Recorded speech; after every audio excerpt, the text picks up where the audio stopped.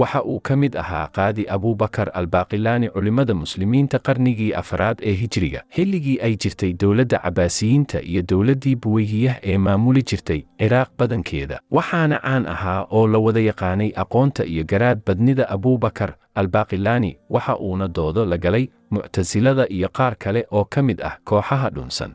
doodahaas oo uu kaga adkaaday markii uu maqlay boqorkii dowladda Buwayhiye aqoonta iyo garaad badnida Abuubakar al-Baaqilaani, waxa uu go'aansaday in uu diro dhulka ay ka talin jirtay boqortooyadii Roomaanka xilligaas. Waxa uuna la diray arrin la xiriira arrimaha siyaasadda dibadda ee dowladda. boqorkuma waxa uu kuu diray oo keliya inaad heshiis la soo gasho Roomaanka, mise wax kale ayaa jira mudane qaadi? oo maxaa kugu kallifay in aad wax kale ka fikirto taliyaha ciidanka baddow? sababtoo ah adiga mudane ma tihid qof caadi ah. waxaad ka mid tahay culimmada u aqoonta badan, marka waxaa shaki ku jirin in ujeeddooyin kalena la socdaan safarkaaga. run ayaad sheegtay. boqorka Roomaanku wuxuu jecel yahay doodaha cilmiga ah. Tanina waa fursad dahab ah oo aan uga faa'iidaysan karno in aan tusino caqiidadeenna una caddeeno fasahaadka caqiidadooda masiixiyadda ah.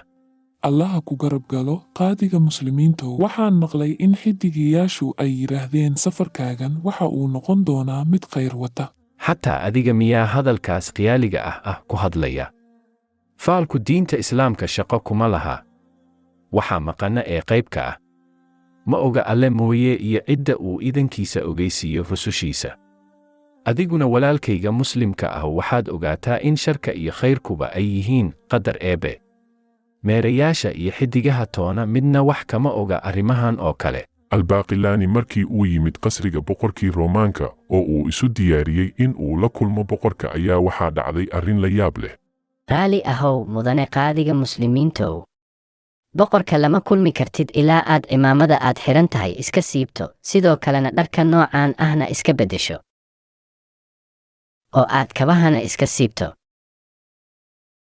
maya wallaahi, ma iska bixinayo labiskaygaan aan sito, una geli maayo boqorka anoo labiskaygaan xihan mooye.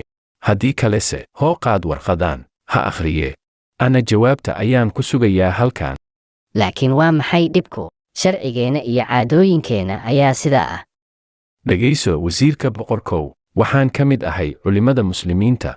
allaah wuxuu nagu koryeelay islaamka, wuxuuna nagu koryeelay sidoo kale nebigeenna naxariis iyo nabadgelyo korkiisa ha ahaatee. haddaba markay boqorradu fariinsida u diraan boqorrada kale waa ay ixtiraamaan, oo marnaba looguma talogelin in la bahdilo, gaar ahaan marka fariinsiduhu yahay caalim. haddii uu rabo in aan u galo, waxaan ugu galayaa sida aan ugu galo khaliifka muslimiinta. haddii uu taas diido se soo maahan. ha akhriyo fariinta aan u sidno, hana noo soo jawaab celiyo. meeshii aanu ka nimid ayaan ku laabanaynaa. boqorkii markii uu jawaabtiisii ogaaday, ayuu amray in uu u soo galo sida uu doonayo, maadaama uu garanayay maqaamka uu ka joogo albaaqilaani muslimiinta dhexdooda, iyo aqoonta iyo xikmada badan ee uu leeyahay caalimkan. قل إن أدري أقريب ما توعدون أم يجعل له ربي أمدا عالم الغيب فلا يظهر على غيبه أحدا إلا من ارتضى من رسول فإنه يسلك من بين يديه ومن خلفه رصدا